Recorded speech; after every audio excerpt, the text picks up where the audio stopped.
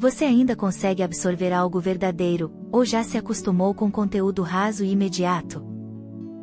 A palavra de Deus é um instrumento usado por Deus para falar com você.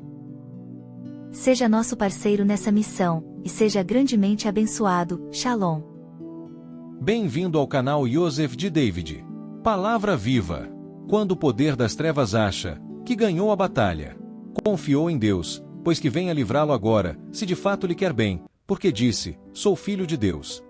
A palavra de Deus é algo tremendo, pois desnuda a alma humana e revela, para quem deseja ver, como o homem sem Deus se torna mesquinho, cruel, sem misericórdia e sem compaixão.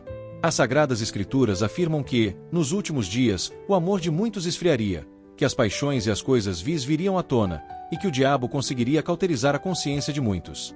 Mesmo com as verdades claramente expostas, muitos não as aceitam e preferem acreditar na mentira, tornando-se cúmplices das maiores atrocidades já presenciadas pela raça humana.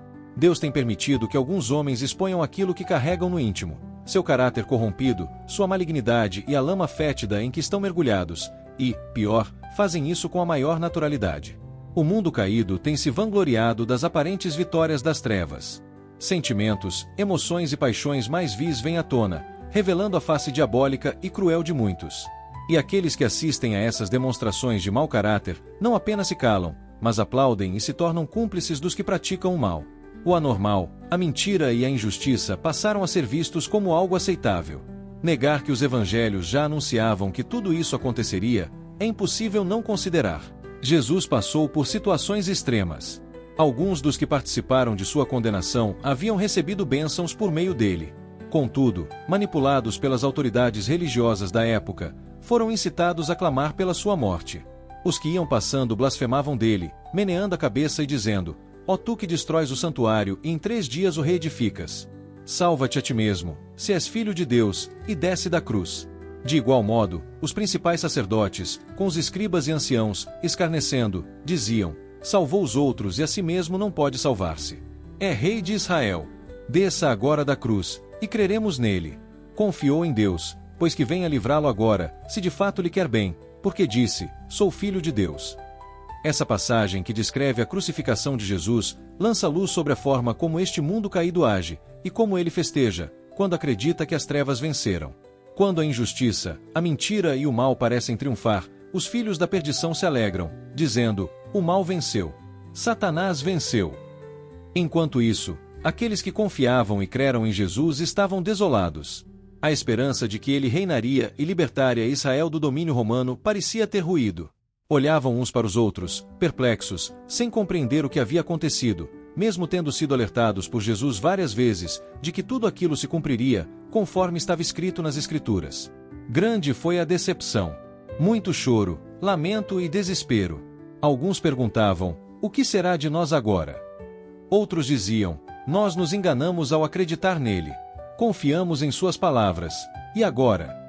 Jesus os havia advertido, mas eles não deram a devida atenção. Em verdade vos digo que chorareis e vos lamentareis, e o mundo se alegrará. Vós ficareis tristes, mas a vossa tristeza se converterá em alegria.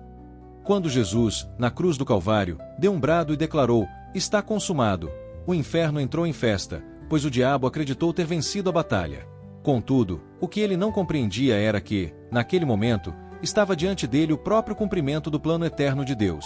A palavra proferida por Jesus, está consumado, referia-se ao cumprimento pleno das Escrituras a respeito dele, o Messias de Israel. Naquele momento, o diabo percebeu que havia sido derrotado por Jesus. Cristo cumpriu plenamente tudo o que estava escrito a respeito do Messias sofredor, aquele que restauraria a comunhão entre Deus e os homens por meio da fé nele. Então, Jesus tomou das mãos do diabo as 2 chaves que antes estavam sob seu domínio. E aquele que vive, estive morto, mas eis que estou vivo pelos séculos dos séculos e tenho as chaves da morte e do inferno. O que antes pertencia ao domínio do maligno passou a estar sob a autoridade do Senhor Jesus. Por isso, Deus Pai o exaltou acima de todos.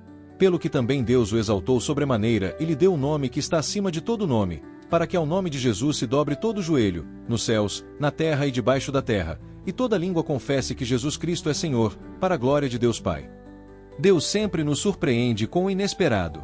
Quando pensamos, tudo acabou, ou dizemos, não há mais saída. É justamente nesse momento que Deus entra em ação, transformando completamente a situação para cumprir o seu propósito. Foi assim no terceiro dia, quando as mulheres foram ao túmulo onde Jesus havia sido sepultado e o encontraram vazio. Passado o sábado, Maria Madalena, Maria, mãe de Tiago, e Salomé compraram aromas para irem embalsamá-lo. Elas imaginaram que alguém havia levado o corpo de Jesus, até que o próprio Senhor lhes apareceu. Entrando no túmulo, viram um jovem assentado à direita, vestido de branco, e ficaram surpreendidas e atemorizadas. E eis que Jesus foi ao encontro delas. Aproximando-se, elas lhe abraçaram os pés e o adoraram. Então Jesus lhes disse: Não temais. Ide avisar meus irmãos que se dirijam a Galiléia, e lá me verão. Quando as mulheres anunciaram a notícia aos demais apóstolos, eles não creram. Contudo, quando Jesus apareceu no meio deles, a alegria foi imensa. Às vezes, pode parecer que o mundo está levando vantagem e que estamos cada vez mais oprimidos pelo mal e pelas trevas. Da mesma forma, quando Jesus foi preso, torturado e levado à morte, ele declarou: Esta é, porém, a vossa hora e o poder das trevas. O mesmo cenário se repete em nossos dias. O poder das trevas parece dominar, e sua presença é visível. Os frutos desse domínio se manifestam na injustiça, na mentira e nas perversões, sinais claros desta hora. Entretanto, lembremos, depois do choro vem a alegria, uma alegria que o mundo não pode tirar. Enquanto agora muitos riem e se alegram, pensando que estão vencendo, em breve virá repentina destruição. E nós, que hoje choramos, nos alegraremos com a vinda do nosso Rei e Senhor, que reinará soberanamente. Aqueles que antes riam chorarão amargamente, pois comprovarão que tudo o que está escrito na Bíblia Sagrada é a verdade, e que deram crédito à mentira de Satanás. Então, a nossa boca se encheu de riso, e a nossa língua de júbilo. Então entre as nações se dizia: Grandes coisas o Senhor tem feito por eles. Shalom plena. Maranata. Vem Senhor Jesus.